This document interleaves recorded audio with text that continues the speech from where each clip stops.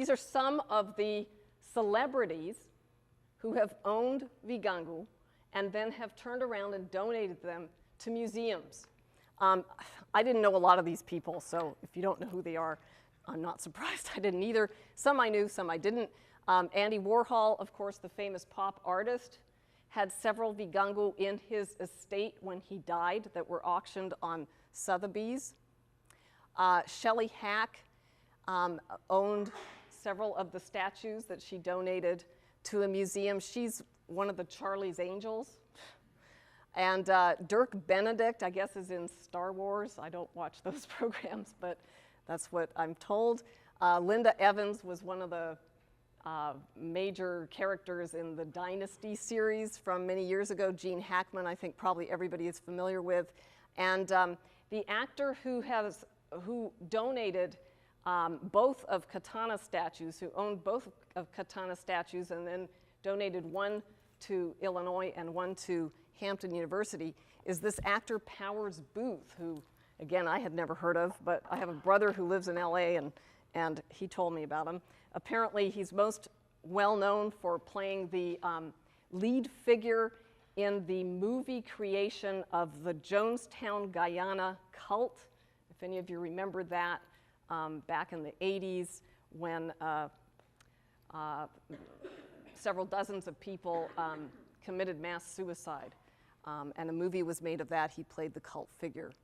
So Powers Booth is the actor who has actually donated Katana's Vigangu.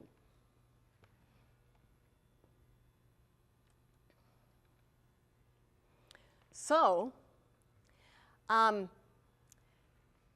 John has his gallery in Los Angeles, is very well connected, as you can see. Also maintains a website which actually features Vigangu for sale. He is, as I said, well known to North American museum personnel. And the interesting thing is that he knows the meaning of these statues for the Mijikenda peoples. He's actually written a little book about them. He went out in the late 80s and interviewed elders in pretty much the same areas where I worked about the meaning of these statues, and they published a little book about them. So,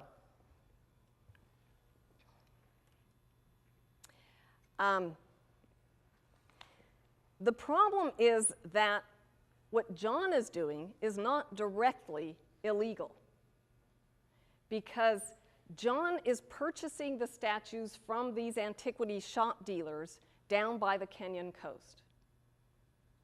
What's illegal, of course, are the young unemployed male youths who steal the statues.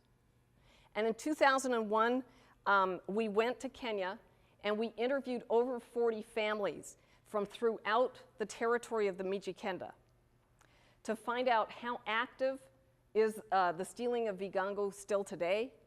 Is it from one particular place or from all over Mijikenda land? And what we learned, in fact, is that the statues are being stolen from all parts of the Kenyan hinterland, from all parts of Mijikenda territory. We've even found on the accession records of 4 of the statues that they were presumably taken from what is considered to be the very sacred heartland of the Mijikenda peoples. It would be like stealing from, if you were a Catholic, from the heart of Rome or something like that. This place called Kayafungo, which is the sacred center of the Giriama people. And in our interviews, 11 families had had Vigangu stolen just within the last decade. So it continues unabated, basically. We even had a case of a family who had their statue stolen twice. They had had a statue erected. Thieves had stolen it in the dead of night. They were able to recover it a couple of days later down by the coast, and when they got it back, they decided to erect it this time in cement. They made a cement foundation, put the statue in it, and a couple of months later, it was stolen again, sawed off at the bottom. So, We've also regularly been checking into the antiquity shops. And because we have been talking to Kenyan national officials, people at the National Museums of Kenya, and they have run some newspaper stories in the main Kenyan newspapers, the antiquity shops dealers no longer actually feature the statues right out in their lobbies, but you can go into any store and ask, can they sell a kigangu for you? And they'll say, sure, come back tomorrow, I'll have gotten a few for you. And in fact, they have done that. We have tried this ourselves, purported to be interested in purchasing the objects.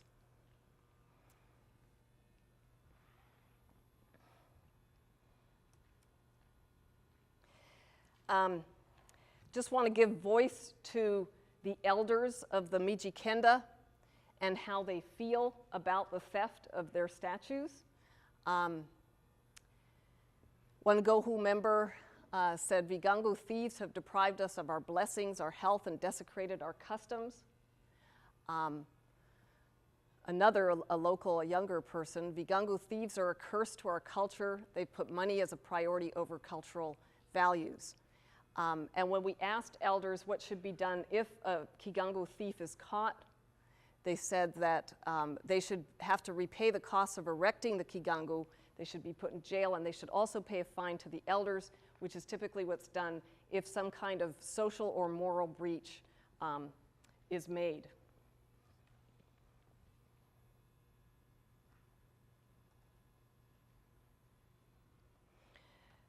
We also found our way to some of the elders that John had interviewed in preparing his book on the statues. And these elders had no idea that John sells these statues in the United States. They had no idea. They thought he was simply interested in their culture and their religious beliefs. So when we told him about John's business, just a couple of quotes, again to illustrate that for the Mijikenda, the elders at least, these statues represent the ancestors, and the belief is that if you disturb the ancestors, they will curse the living members of the lineage and clan, and hence misfortune will befall the living.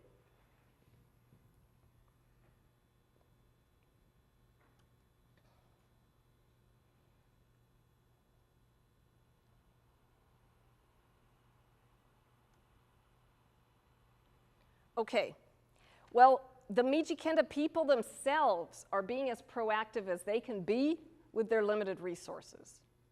And they have some quite innovative things going on. First of all, they very rarely these days will tell you which families have Vigangu and which don't. It's not all families that erect these statues. It's only the ones where a male member belonged to the Gohu society. Some of them are beginning to erect the statues in concrete. We found one carver who is beginning to make two categories of statues.